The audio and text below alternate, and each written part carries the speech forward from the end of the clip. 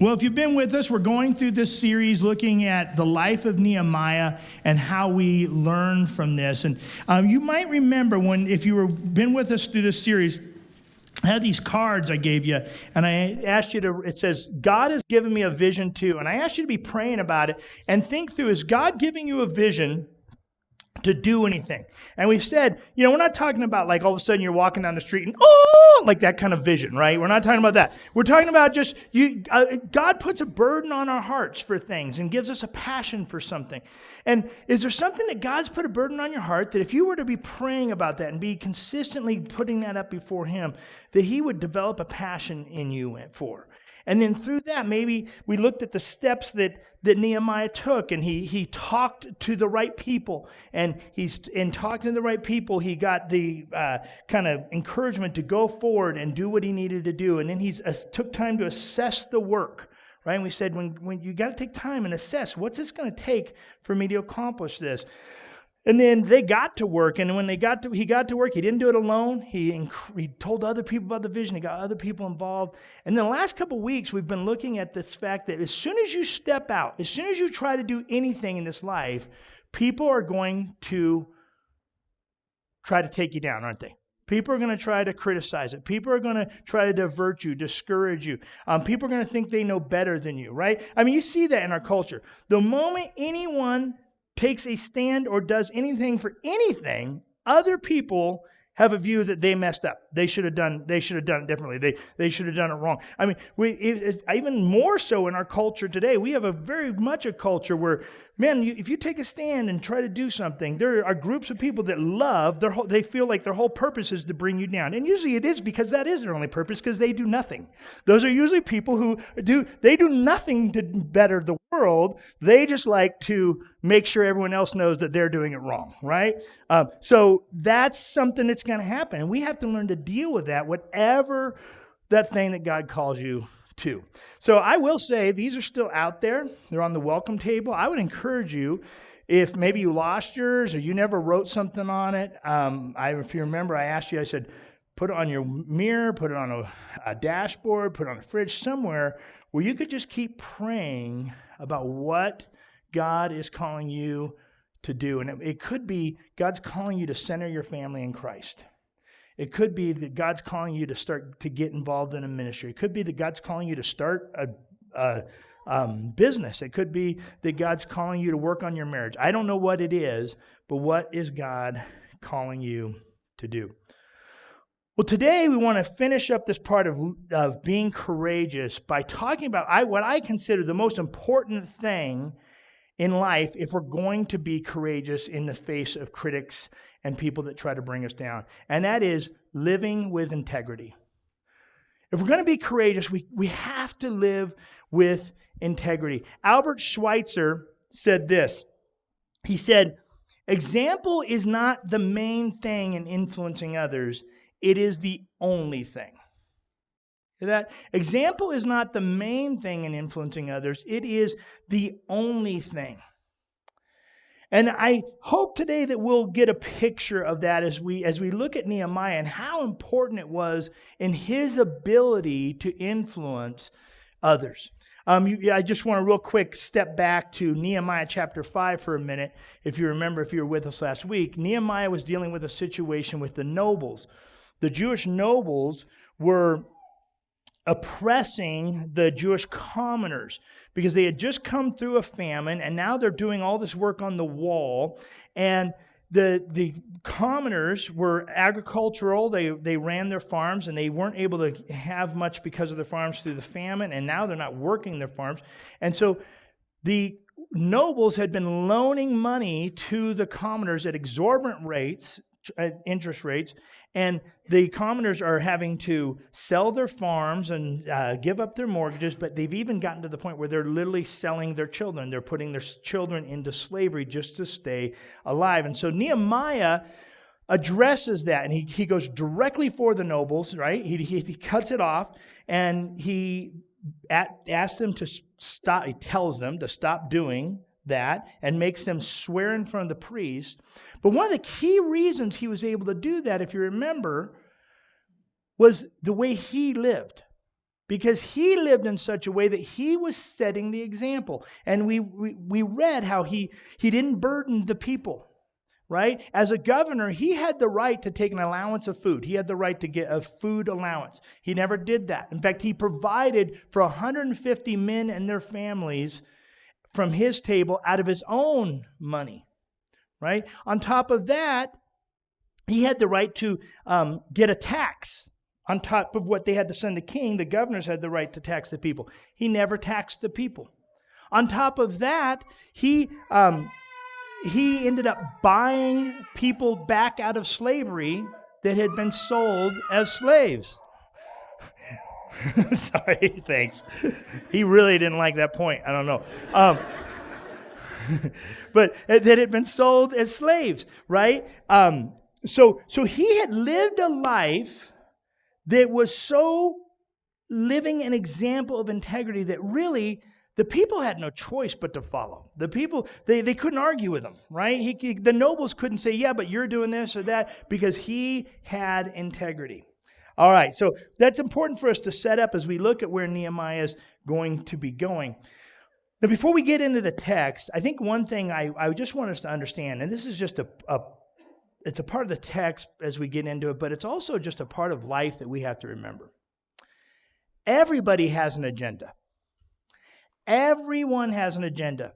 Now, here's the thing. We sometimes think of that as a negative thing, right? Like, oh, they've got an agenda. Well, no, everyone has an agenda. I have an agenda for my day every day, right? We have things that we're trying to accomplish. And that's why we talked last week about how it's so important to keep, if you have people working with you towards something, aligned so that you have the same agendas.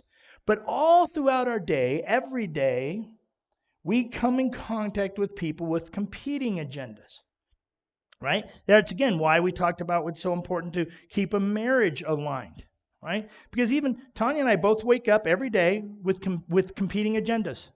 We do.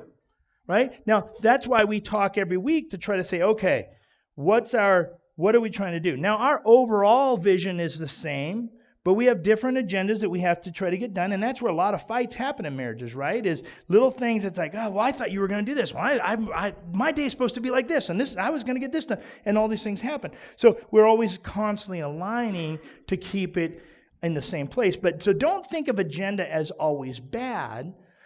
But everyone has an agenda, and everyone with their agendas, whether intentional or not, is going to come in at times and try to influence you out of your agenda, right? It's not always a negative thing. Sometimes it's more often than not, well-meaning, and oftentimes it's good. Because sometimes your agenda needed to be adjusted, and when you hear about someone else's goals or what they're doing, it gives you something to go, hey, I'm going to try to be a part of what you're doing. That sounds awesome. I want to be a part of that, right? So there's good and bad ways it can happen, but if we're not aware of it, we can so easily get off course. And oftentimes, people not aware of this end up sacrificing great things on the altar of good things. And so if God's giving you something that you're seeking to work towards, we need to remember that. Because stuff is always going to come in and try to pull us from one place to another. And we always end up making little compromises and sacrifices when we're not careful. There's something called the hierarchy of values. I'm sure most of you have heard of that. You know, obviously, if you're at the lowest piece of that is food and shelter. Your highest value when you have nothing is to have food and shelter. And you'll do everything you can. You'll line your life around making sure you have food and shelter. But once you have food and shelter, then you're going to move towards things like comfort and relationships, right? But once you have comfort and relationships, now you have opportunities. And those opportunities give you all sorts of variety of values you can have. And one of the great ways that we as Christians in our culture get off course is we have so many opportunities. This culture, we are so blessed to have so many opportunities, right? I mean, career opportunities, hobby opportunities, family opportunities, friend opportunities, church opportunities, you name it, social opportunities. There's so many different opportunities that what can happen is all those opportunities, what we end up thinking, and the average person walks around thinking, I value, and then they list family and having a relationship with God, a hard work ethic, free time, spending time with my friends. I value all those things. But the problem is you can't value all of them equally. One of them will always rise to the top. And oftentimes, the one that rises to the top is the one of least resistance. If we're not careful, the one that ends up taking over is the one that we don't have to work for.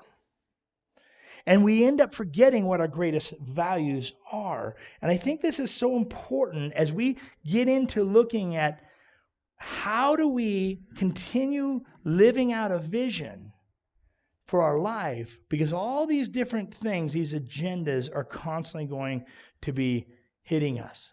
And I've seen families do this. I've seen so many families that say, I want to raise my family in a godly way. I want them to be centered in Christ, right? But then they have all these other opportunities that come their way. Right? Well, that's my main thing. But then also, we have these opportunities of all these great trips we can take. We have these opportunities of year-round sports. We have these opportunities of programs and school things that we can do and other stuff. And then all of a sudden, we're so busy, we're so distracted, our careers are taking over, our lifestyle's taking over, and our kids are graduating, and we're like, man, what did I do to center them in Christ? How did I take that time and that priority? So I've seen it so many times. I see it in churches. Every church I know starts out with basically the same vision, to reach people for Christ and train them up as disciples. That's literally the vision of pretty much every Christ-centered church. But then what happens is we grow, we get taken over sometimes by people with great intentions, and then what happens is a church becomes all about really good programs and ministries and events. They're all good, and they all maybe do that. They reach the vision a little bit, but the church takes very little time to really focus on saying this is what we're about. Now, all that to say, not all agendas that people have come with good intentions behind them. Right? There are times when people are going to bring agendas into our life, and they're doing it purposely to incite fear in you, to distract you, to pull you away. And maybe even sometimes because they have hidden bad, evil agendas. And we have to discern that. And that's exactly where Nehemiah finds himself right now in chapter 6. Okay, Nehemiah's got his agenda. And we find right now that Sanballat is going to do everything he can to pull him off of that agenda. So let's look at we're going to start in verse 2 of chapter 6, at least as far as me reading it. The whole thing's up there. But so they have got the wall built, and the only thing they got left to do is to finish the gates. So verse 2, Sanballat and Geshem sent to me saying, come and let us meet together at Hekaphirim in the plain of Ono. But they intended to do me harm. And I sent messengers to them saying, I'm doing a great work and I cannot come down. Why should the work stop while I leave it and come down to you? And they sent to me 4 times in this way, and I answered them in the same manner. And I'll stop there for a second. Right? So we've seen Sanballat throughout this story, right? From the very beginning, he's been trying to incite Nehemiah. And now he's coming at him saying, hey, let's meet. We need to get together. He has a negative agenda. And Nehemiah is discerning enough to know that, right? He gets it. He's not allowing himself, and this is our second point, don't get distracted by critics with agendas. Right? There's a difference between people with good intentioned agendas, and then there's going to be people in your life who they're critics, and they are simply trying to pull you off course. You might have people in your own family that do that to you. You might have people that purposely, if you're someone who's really tried to accomplish much in your life and you come from a family that doesn't do that they're kind of more of a, just sit around and talk about other people and be negative and that kind of thing. You've probably experienced this in your own family when you try to accomplish much. You might experience it with people within a friend group. You try to better yourself, do something different, and some people that just don't like it. They don't like to know that, that other people are making things better for themselves, and they purposely will try to pull you down. It might come from outside sources. Don't get distracted by critics with agendas. There are simply some claims that are baseless and don't deserve your attention. Nehemiah gets that. He's discerning enough to go, oh, wait, Sanballat, you have been against me from the beginning, and now all of a sudden you want us to get together to try to work something through? See, when people have negative competing agendas and you stand firm, it sends a message. But sometimes the message it sends will actually make them try harder, right? They'll start to not just criticize your actions, they'll actually start to criticize your motives. They'll criticize your character, your integrity, and that's exactly what we see here as we read on. So, verse 5, in the same way, Sanballat sent for the fifth time, he sent his servant to me with an open letter in his hand. And it was written, it is reported among the nations, and Geshem also says it. I love that. That's like such a gospel, right? They say it too, right? Also says it, that you and the Jews intend to rebel. That is why you are building the wall. And according to these reports, you wish to become their king. And you have also set up prophets to proclaim concerning you in Jerusalem, there's a king in Judah. And now the king will hear of these reports. So now come and let us take counsel together. Then I sent to him saying, no such things as you say have been done, for you are inventing them out of your own mind. For they all wanted to frighten us, thinking their hands will drop from the work and it will not be done. But now, O God, strengthen my hands. The most important thing is character. The most important thing is character. Let me set this up. Notice verse 5. It says he sent him this message this time in an open letter. Well, the way things were sent normally would be a letter would be written on papyrus or leather. And it would then be rolled up, a string would be tied around it, and then it would be sealed with wax as a way to give authentication and also as a way to make sure it was a private letter between the writers and the readers, right? Sanballat is sending a message when he sends an open letter, right? He's making it known. I'm spreading this rumor about you. He's actually, in a sense, warning him. This is a rumor I am spreading about you. So you better meet with me, because if you don't, I'm going to make this known to everybody, right? Not only is this guy that's giving it to you has read it, chances are on his way, he has shown everybody that he can think of. I mean, because that's like pretty heavy news in those days, right? And I'm just making it known this is something I'm doing. He's spreading a rumor. He's trying to put fear in him by making up rumors and telling him that they're going to report him to the king. But you see, when you live above reproach and you have integrity, you don't need to worry about what people say about you. I remember my grandpa used to always say, if you never tell a lie, you don't have to remember anything. And I was always like, that's so true, right? Because if you're not lying, you don't have to remember what you said. Who cares, right? But if you think, oh, maybe I told a lie, I better make sure I remember that, right? And that's why it's so fun to catch your kids when they're lying, right? Because you can watch them try to keep the wheels turning, trying to figure it out. I don't ever tell my kids I know they're lying until like well into it. Right? I love, it's a game, Angie. I'm winning. Okay. So I don't tell them until I've watched them just spin this web and like watch their little eyes do this, trying to figure things out, and then I go, I know you're lying, right? And they think I'm smart. And I'm like, no, you're just, never mind. Okay. So But the point is, we don't have to worry about it if we know we live in integrity. You know, the other thing I always tell my kids, and I could probably make you get up and say it, but I won't. The most important thing is you never lie to me.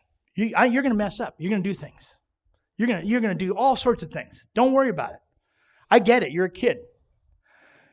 But if you don't ever lie to me, then I can trust you when someone accuses you and blames you of something that you didn't do. But the moment I know you lie to me, I'm not one of those parents that thinks, oh, no, my kid wouldn't do that. No, they wouldn't do that. They said they didn't.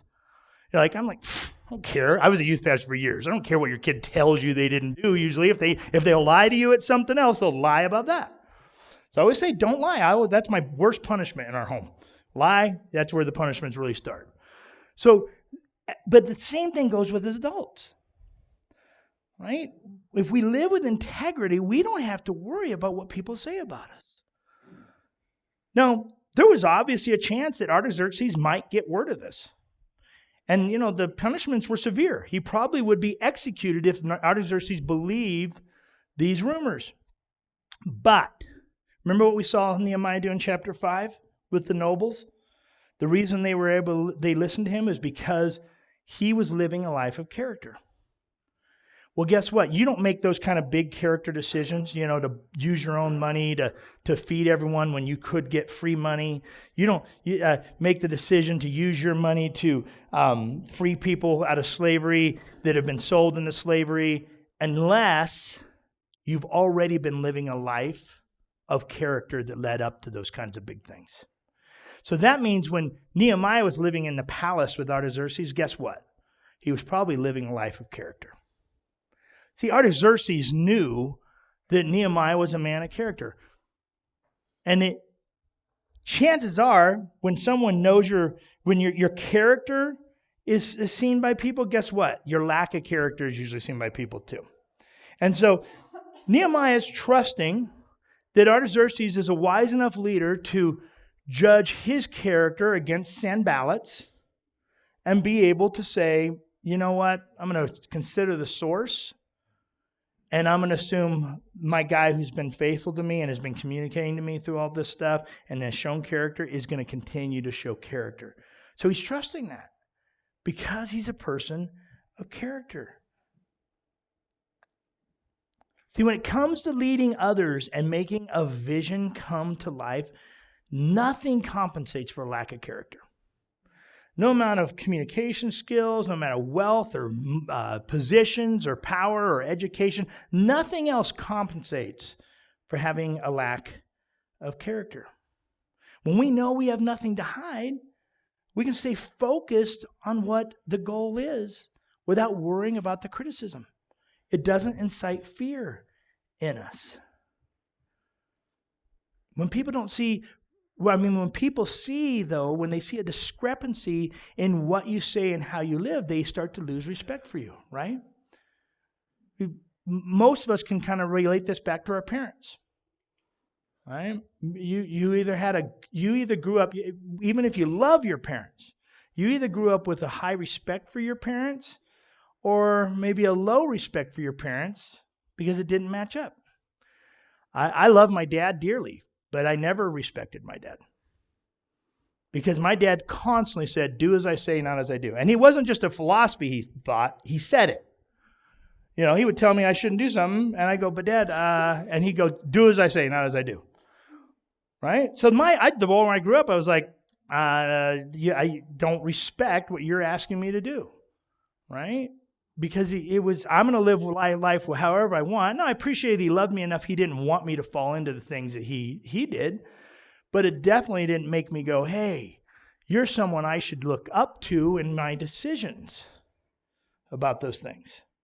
Now, he kind of made amends for some of that as he got older before he passed. But it definitely caused a lot of damage in that character aspect. But on the other hand, I have known people who, their parents were poor, they had no position, no power of any kind, and yet they have the greatest respect for their parents. Right? Some of you might have parents like that. Because you just trusted, man, their word was what they said was what they did. They lived by the things that they told you to do. They set an example. And when you see that, man, that just instills a character that you want to follow. See, nobody could accuse Nehemiah of seeking personal gain. Everything he had done showed that he was not seeking personal gain. He wasn't trying to be king. Right? He'd given his money up. He's not taxing the people. He's doing all these things to show, look, I'm not in this for me. I think that's such an important thing for us to remember. Leadership, all leadership is influence. That's the main thing leadership is. You can be good at almost any other thing, but if you don't have influence over people, you're not leading them anywhere. Right? But how do you get influence? Character. Right? And how does character come? By people seeing you're not in it for yourself. The moment people start thinking you're just in it for yourself, they start losing faith in you. The greatest leaders achieve that leadership by blessing others as their number one goal, and then seeing success come as a part of that process. Mother Teresa is an awesome example of that, right? Mother Teresa had the respect of many of the most powerful people in the world, and yet nothing about that woman was powerful.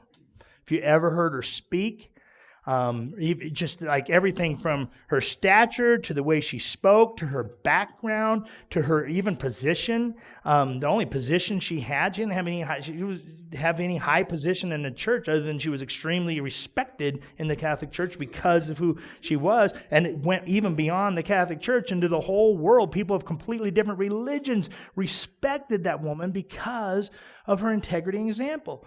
Even those that criticized her theology and methods, honestly, they ended up kind of sounding like just critical and weak because you're like, you can't argue with what she's doing. Even if you don't necessarily think she's doing it the very best way, you couldn't argue with it. People with character are willing to do the right thing even when it jeopardizes your position. Even when it jeopardizes the benefit that you can get out of it.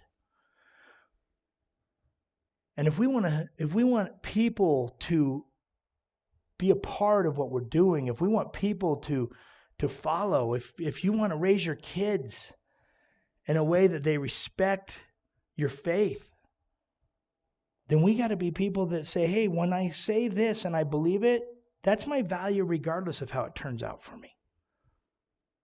I stand by it. Character means you do the right thing even when it doesn't work in your interest. Now, real quick, I want to just mention, there are times where we fail, right? There are times, we all have little weak points in our armor, if you will, when it comes to character. We all have parts where we struggle and we're not as strong. Two things you can do with that. One, when you do sin, when you do have issues, don't try to pretend you don't. Don't hide them. Don't act like it's not a problem. Don't get defensive when someone points it out. Like, accept it, especially if it's coming from someone who is only trying to benefit you and help you and help you grow. And even from your critics. I always tell people that I'm leading when they're coming to me with like, they feel like someone's against them. I always say, well, still listen for whatever truth you can find in it. There's probably some truth. They're exaggerating that truth, but oftentimes there's still a little truth in there that you could have handled it a little bit better, or maybe you could have tried to win them over, or you could have done something be willing to admit that you have weaknesses. Confess it, and then try to make amends. But sometimes we have serious flaws in our character, right? And we've all seen people that they're well respected and they do something major and they lose all respect. When that happens, it takes more than an apology. I don't know about you, but when I see that person who gets caught, having a pastor who got caught in some big thing, or someone else gets caught in some big thing, and they're on TV and they're apologizing and crying. You know what my first thought is? You're not sorry. You're sorry you got caught. That's exactly what I think. You know what you have to do if you want to actually, and you might even forgive people. You might forgive people who make a huge character, have a character issue. But you know what has to happen if you want to rebuild the character? You have to not just apologize, you have to make amends. You know the story of Zacchaeus, right? If you remember the story of Zacchaeus, Jesus makes such an impact in his life that he no longer, he feels guilty and convicted of all the taxes he had charged people because they could just charge whatever they wanted. And he got rich off of people. Well, he didn't just go, oh, I'm so sorry, I'll never do it again. Like if I was one of the townspeople and that's what I heard, I went, okay, whatever, we'll see, right? And even then, if he didn't do it again, I'd go, okay, cool, he still, took a bunch of my money, right? But I got a totally different attitude if all of a sudden someone knocks on my door and go, hey, Zacchaeus has totally repented and he feels bad for what he's charged you. Here is what he's overcharged you over the years. And you know what? Here's another percentage because for any problems it's caused you, he wants to make sure that everything's good. Well, now, man, Zacchaeus is up here for me. You see the difference in just saying sorry and making a true amends, like changing the behavior? It's a big difference. All right, let's finish this up. So now Nehemiah, he ends up going to this guy's house named Shemaiah. And turns out Shemaiah is hired by Sanballat. And in verse 11, we see this. So he's hired by Sanballat. And what he's trying to do is he's trying to convince Nehemiah that Sanballat is trying to kill him.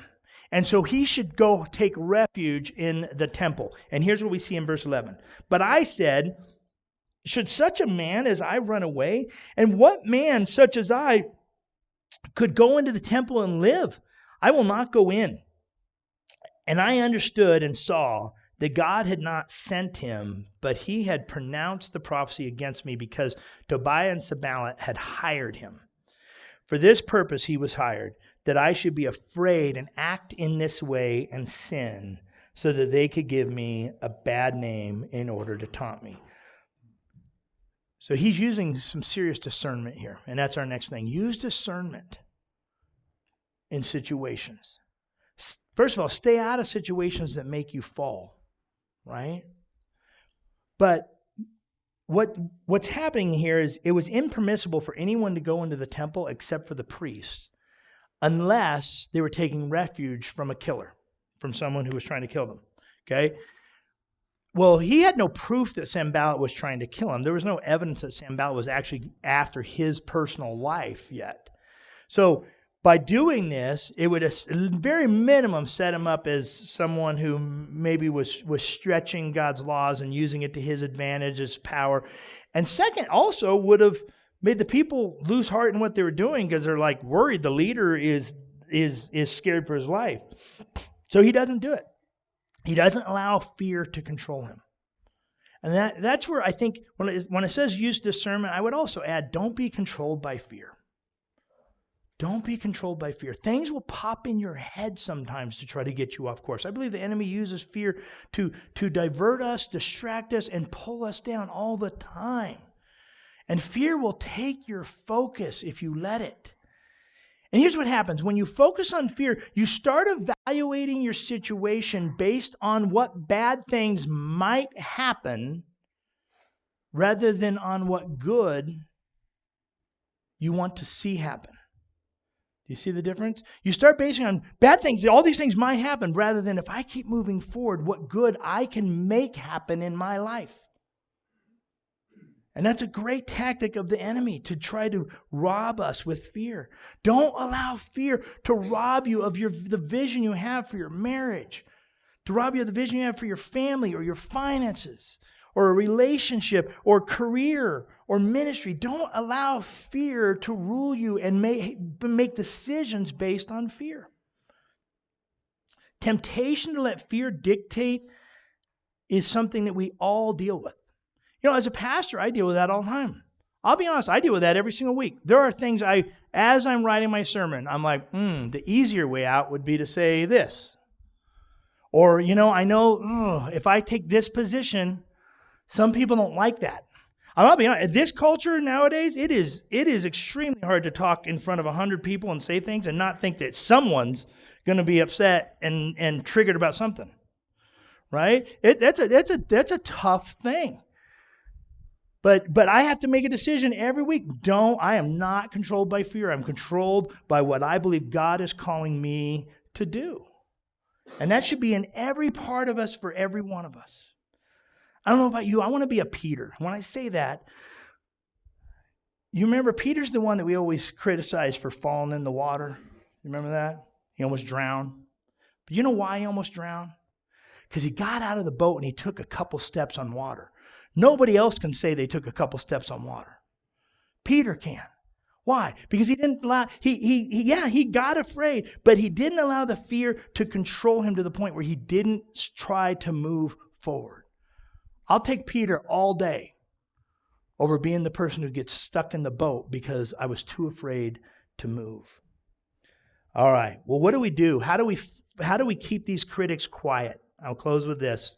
Verse 15 on. They finished the wall. And verse 16 says, after they finished the wall, when all our enemies heard of it, all the nations around us were afraid and fell greatly in their own esteem, for they perceived that this work had been accomplished with the help from God. Finishing well quiets the critics. Finishing well quiets the critics.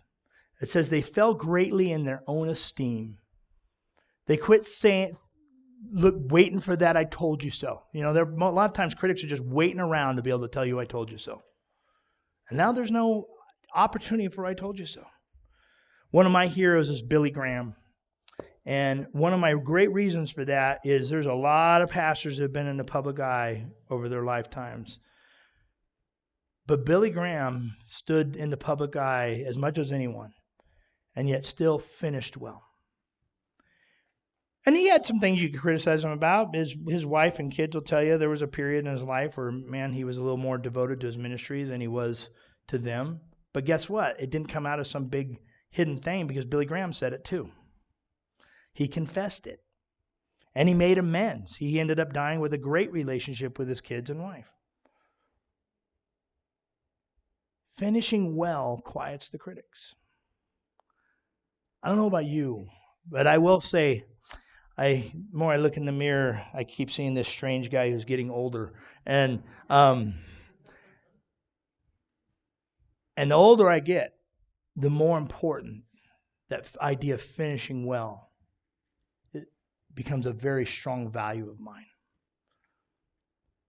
And I think all of us want to look back on life and say, I ran the race and I finished it well. Let's pray. Father God, thank you so much for giving us the strength to stand. God, you tell us you will not give us more than we can endure through you. Not that more than we can endure on our own, but through you, when we fully rely on you. God, I know that everyone in here wants to live a life that is lived well. And God, I just pray that you would, through your Spirit, just strengthen us to be people of character. If there's something we need to confess, God, that we would confess it. If there's someone where we need to make amends, that we would go and work to make amends, that we have to have accountability for it. God, if there's someone that's trying to put fear in us right now, that we would stand strong in that fear, that we would be praying over that, and that we would be getting other people to come alongside us on that. God, that we would be people of integrity, so that when the critics have things to say, we can say that we have nothing to hide. God, thank you that you open yourself up completely for us. That we can come in and be in the most intimate relationship with you. It's in Jesus' name. Amen.